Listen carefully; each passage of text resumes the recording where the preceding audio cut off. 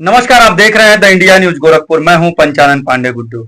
आज हम एक ऐसे शख्स से रूबरू करा रहे हैं जो गोरखपुर में नहीं पूर्वांचल के गांधी के नाम से जाने जाते हैं, डॉक्टर संपूर्णानंद मल जी। आज हमारे स्टूडियो में बैठे हैं। आज उनसे चर्चा करेंगे समाज के मुद्दाओं पे, जो समाज में महंगाई को लेके, पौधा रोपण जो चल रहा है, पौधा कटाई जो चल रहा है, उस पर आज हमारी चर्चा होगी इनसे। स्वागत है सर। वेलकम। जो महंगाई का दर दिनों प्रतिदिन, जैसे अभी देखिए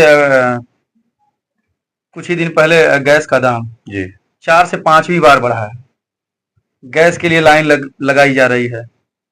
गैस पूरे उपभोक्ताओं को सही टाइम पे मिल भी नहीं पा रहे हैं और महंगाई दर इनकी बढ़ती जा रही है।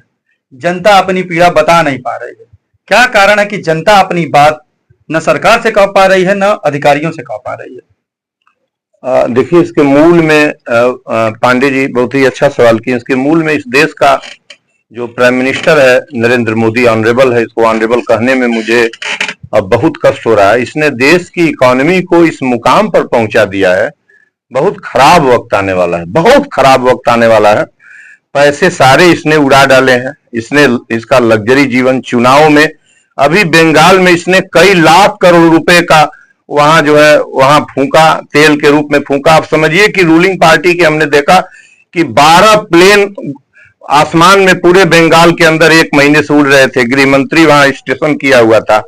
इस देश का प्राइम मिनिस्टर चक्कर काट रहा था। और किस तरीके से देश में खाड़ी हरमुज प्रॉब्लम को लेके, तेल की क्राइसिस, गैस की क्राइसिस, लोग उसी समय परेशान थे।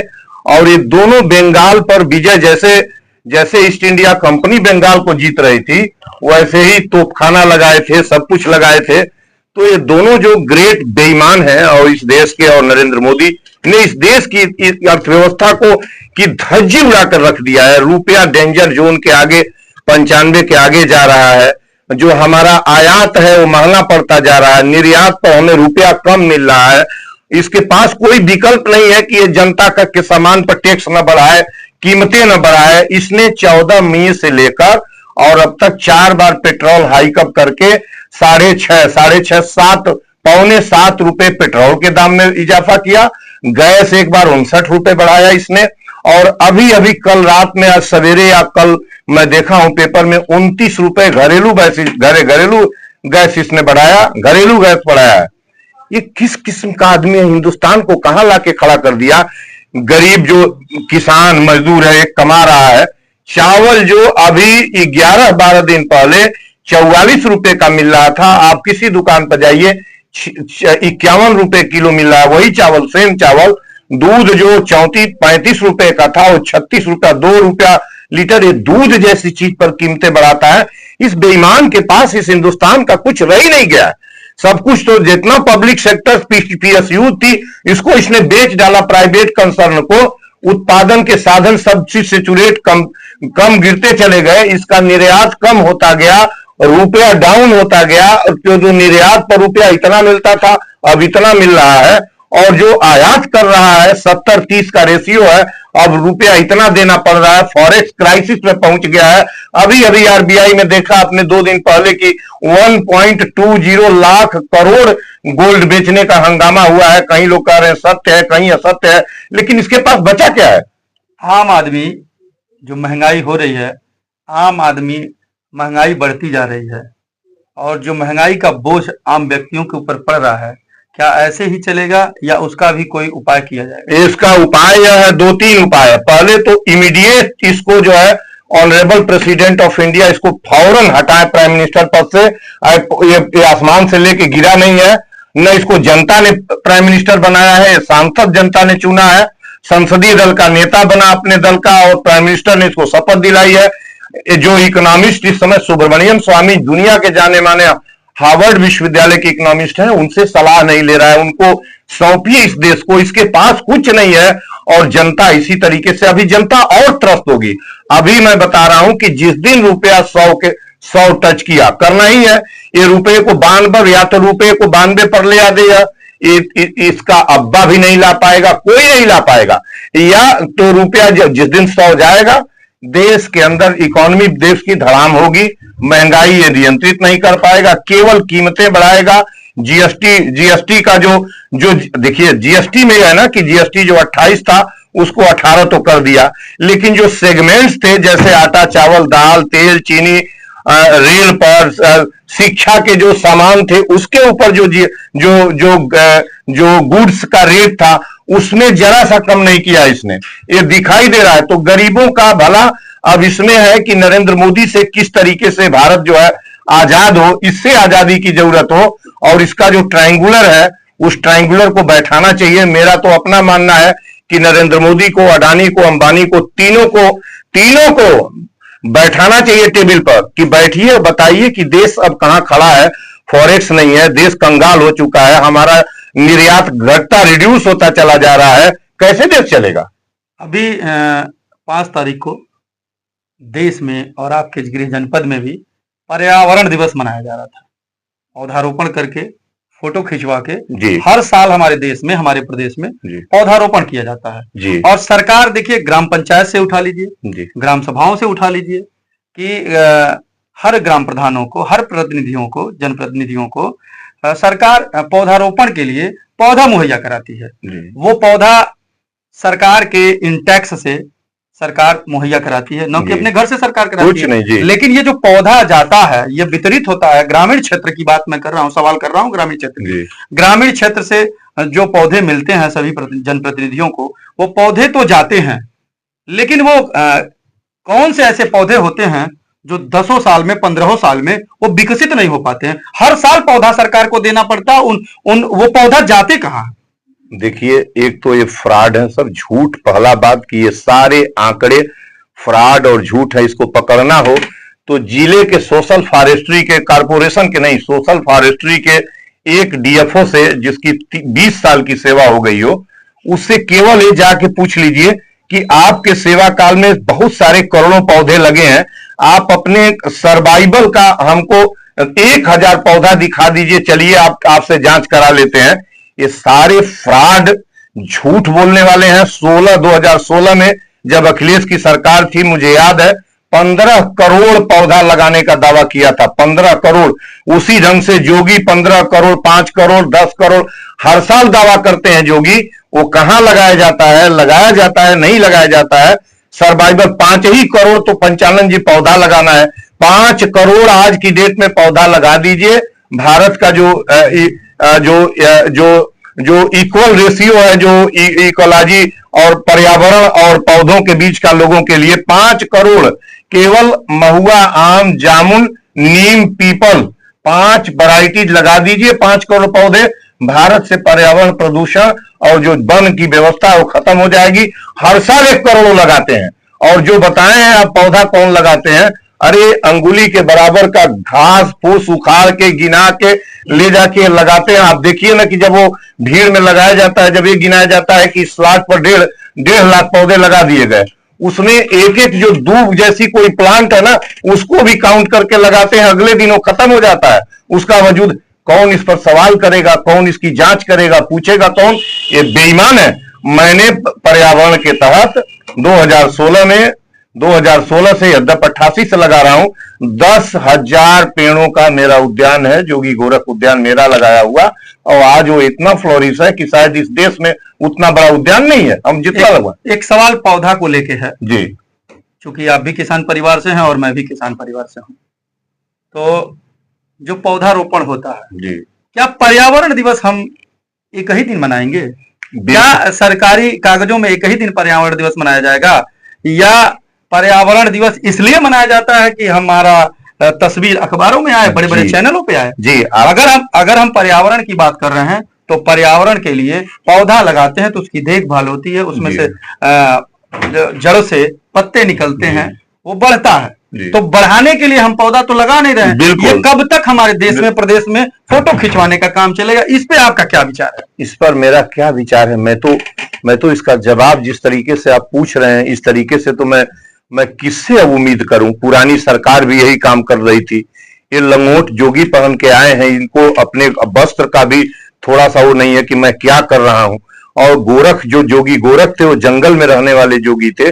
जंगल का विनाश, इतनी बेतहाशा एक्सप्रेसवे और इंटरनेशनल एयरपोर्ट के नाम पर इतनी बेतहाशा जंगल जमीन जल का विनाश इन लोगों ने किया है पुराने पेड़ों का। और लगाने में किससे उम्मीद करूं कि अब कौन आएगा तो आपके सपनों वाला पेड़ लगाएगा, और आप जो खोज रहे हैं किससे मैं कहूं, कौन सा तरीका बताऊं आपको। औद्योगिक पेड़ की जगह लोग अखबारों में, पेपरों में औद्योगिक पेड़ कटाई के नाम पे दिखाते हैं कि औद्योगिक पेड़ की कटाई हमने किया, लेकिन औद्योगिक पौधों के साथ साथ फलदार वृक्षों की भी कटाई हो जा रही है, मोटी रकम वसूल ली जा रही है। पांडे जी बिल्कुल जेन्युइन सवाल आपने कहा है। देखिए सारे फलदार पेड़, अब जो पुराने जामुन है, आम है, महुआ है, जो तीनों मेडिसिनल है, फलदार है, और भारत की जो कहा जाए ना कि पर्यावरण को हमारे एक भी पेड़ महफूज नहीं है, कटते चले जा रहे हैं, बंद करते विकास के नाम पर होता जा रहा है। उसमें हम और आप सभी जिम्मेदार हैं, और ये सरकारें इसलिए जिम्मेदार है कि जो चौड़ी सड़कें हैं, जो एक्सप्रेसवे है और जो एयरपोर्ट है, यह ऐसी पॉलिसी है जो इस हिंदुस्तान को लूटने का सबसे बेहतरीन पॉलिसी बनी है। आपके पेड़ से उनको मतलब नहीं है। और 5 जून को पर्यावरण दिवस के नाम पर केवल दिखाने के लिए, आंकड़े दुरुस्त करने के लिए, लोगों में मैसेज देने के लिए ये काम हो रहा है। एक सवाल आपसे है, क्योंकि आप लोगों को मैं सोशल मीडिया के माध्यम से देखता रहता हूं, तमाम नेता, छात्र नेता, समाज सेवी। अभी कुछ दिन पहले विश्वविद्यालय में पेड़ कटाई का मामला चल रहा था, उसमें शायद आप भी गए थे, आपका भी वीडियो वायरल है। जो पेड़ कटाई 1200 कुछ पेड़ों का ऑन रिकॉर्ड मानक था कि इतना कटना है, और आप लोग ही बता रहे थे कि 3000 पेड़ कट चुके हैं। 33 और वहां के प्रशासनिक अधिकारियों का कहना है कि ऐसा कुछ नहीं है, और वो भी हम फलदार वृक्ष नहीं काटे हैं, जो जरूरत होगी बिल्डिंग बनाना है तो पौधा काटना है। अगर बिल्डिंग बनाना है पौधा काटना है जी। लेकिन वही एक आम किसान सागौन का पेड़ लगाया है, शीशम का पेड़ लगाया है, यूकोलिप्टस का पेड़ लगाया है, अगर उसके घरेलू आवश्यकता, जैसे वो मकान बना रहा है या छप्पर डाल रहा है, अगर वो अपना एक पौधा काट लेता है तो उसके ऊपर कहीं ना कहीं पुलिसिया कार्रवाई हो जाती है जी। और इतने बड़े पौधों का विनाश कर दिया गया, उस पर सरकार मौन क्यों है? देखिए आप दो सवाल कर दिए। एक तो एक ही किसान काट लेता है वही एक पौधा, तो उसके ऊपर पुलिस कार्रवाई कर लेती है। 1200 अनरिकॉर्ड पौधे विश्वविद्यालय कैंपस में काटे गए, इस पर प्रशासन और सरकार मौन क्यों है? ये दो सवाल है आपका। इससे भी एक गंभीर सवाल आपने किया है कि प्रशासन के लोग बताएं, विश्वविद्यालय प्रशासन के, कि इसमें कोई फलदार वृक्ष नहीं है, हमने फलदार वृक्ष नहीं काटा। एक और जवाब विश्वविद्यालय से दिया गया कि सारे पेड़ 20 और 25 साल या 30 साल से ऊपर के थे और ये नुकसान पहुंचा रहे थे, इसलिए काटा गया। तीसरा काटने का काज ये बताया गया, जैसा आप अभी बोल रहे हैं कि बिल्डिंग बनाना है तो काटना है। सवाल ये है कि क्या इन्हीं के समय बिल्डिंग की क्राइसिस अभी हो गई थी इमीडिएट कि 1200 पेड़ काटने का? 1200 पेड़ एक वाइस चांसलर कटवा दे रहा है, और डीएफओ और कोई भी कह दे, प्राइम मिनिस्टर कह दे कि जाओ वीरान कर दो इसको काट के, तो क्या आप कटवा देंगे? क्या आपकी इतनी हिमाकत है?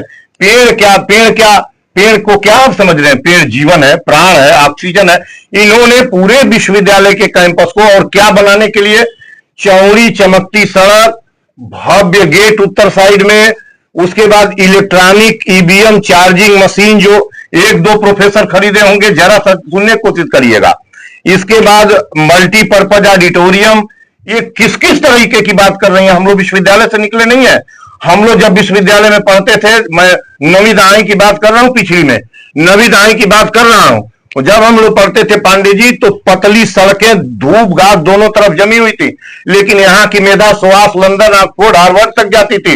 यही प्रोफेसर बीएस पाठक थे जो ऐसे इंडोलॉजिस्ट हिस्टोरियन थे जो दुनिया उनको जानती थी, सुहास जानता था। आज यहाँ नकलचे और बदमाश किस्म के लोग और फासिज्म के मानने वाले अंधविश्वासी पाखंडी आचार्य से लेके और ये वाइस चांसलर इस कैंपस में बरकरार क्यों है? 1200 पेड़ कैसे कट गया पांडे जी? आपका शास्त्र, आपका सनातन, आपका हिंदू धर्म ये कहता है कि एक पौधा, एक पेड़ 10 पुत्र के समान है, 10 पुत्र के समान है, और यहाँ पे कई 100 पुत्र की बलि चढ़ा दी गई। उसका देख रेख कौन करेगा? उसका देख रेख क्या है कि इमीडिएट इनको यहाँ से, इनके ऊपर हत्या का अभियोग पंजीकृत कराना चाहिए, यहाँ से इनको कैद खाने में डालना चाहिए, बर्खास्त करके शासन में ले जाना चाहिए। फिर आइंदा कोई इस तरह का दुस्साहस, इस तरह का क्राइम, इसने वह क्राइम किया है विश्वविद्यालय के इतिहास में जैसा इतिहास मैंने तो कभी किसी ग्रंथ में पढ़ा ही नहीं कि कोई एक आदमी, और मैं एंसेंट हिस्ट्री का स्कॉलर हूं, मैं इन पास को पढ़ा हूं, किसी एक राजा का उदाहरण बता दीजिए। मैं 1 दर्जन राजाओं का बात बताऊंगा जिसने कूप खुदवाया, वृक्ष लगवाए, सड़कें बनवाई, सब काम किया। पेड़ कटवाने का एक इंस्टांस हिस्ट्री में बताइए, इसने कटवाया कैसे 1200 पेड़? सवाल तो है। और बैठी हुई है विश्वविद्यालय में, अनाप शनाप उत्तर दिया जा रहा है। एक अंतिम सवाल आपसे है, जिस तरीके का आपका शब्द है, जिस तरीके से आप उग्र होकर बोलते हैं, क्या आपको सरकार से, प्रदेश सरकार से, केंद्र सरकार से भय नहीं महसूस होता? क्यों भय हुआ? मैं सत्य कहता हूं, संविधान मुझे मिला हुआ है और उनको तुम की भाषा से हमारा प्राण लेंगे। 1200 पेड़ जो कटवाने वाले को मैं तुम नहीं कहूंगा तो आप कहूंगा। मैं न्यायालय मुझे कॉल करे, मैं उससे भी कहूंगा किसने मेरे जीवन पर आरा चढ़वाया है। आप कह रहे हैं कि सरकार की क्या होती है? पेड़ क्यों कटवाया 1200? किस बात के लिए 1200 का पेड़ कैंपस? 1200 पेड़ किसके कहने पर और क्यों कटेगा, आरा चलेगा? कौन सा भवन बनवाना था? कौन सा? हम लोग इसी विश्वविद्यालय के हैं, प्रथम श्रेणी स्कॉलर है। मैंने वृक्ष लगाई है इस विश्वविद्यालय में और मैं 1 दर्जन आचार्यों की बात करूंगा। जब बिल्डिंग के नाम पर पंत ब्लॉक था जो 200 साल तक चलेगा वो बिल्डिंग, उसके अतिरिक्त छोटे छोटे डिपार्टमेंट्स जो थे, डल किस्म की बिल्डिंग थी, सड़कें पतली थी, घास जमी हुई थी, लेकिन आचार्यों की मेधा ऑक्सफोर्ड और हार्वर्ड तक जाती थी। बिल्डिंग से, चौड़ी सड़कों से, ऊंची दीवार से, भव्य गेट से, दिव्य भव्य नव्य, यही चलेगा। पेड़ कटे कैसे इस विश्वविद्यालय के कैंपस से? इनके ऊपर हत्या का अभियोग पंजीकृत होना चाहिए। पांडे जी देखिए, आज के हमारे इस कार्यक्रम में डॉक्टर संपूर्णानंद मल जी थे, जिन्हें पूर्वांचल गांधी के नाम से जाना जाता है। तमाम सामाजिक मुद्दों पर आए दिन ये शासन और प्रशासन से अपने पत्रक के माध्यम से लड़ाई लड़ते रहते हैं और गरीब, मध्यम वर्गीय, पीड़ित, शोषित, वंचितों की आवाज बन के खड़े रहते हैं। मेरा सवाल था इनसे एक कि आपको भय नहीं लगता है? इन्होंने बखूबी अपने भय को भी प्रस्तुत किया कि मुझे सत्य कहने में भय की कोई जरूरत ही नहीं है, मुझे भय लगता ही नहीं है और सत्य कहने के लिए भयभीत होने की आवश्यकता नहीं है।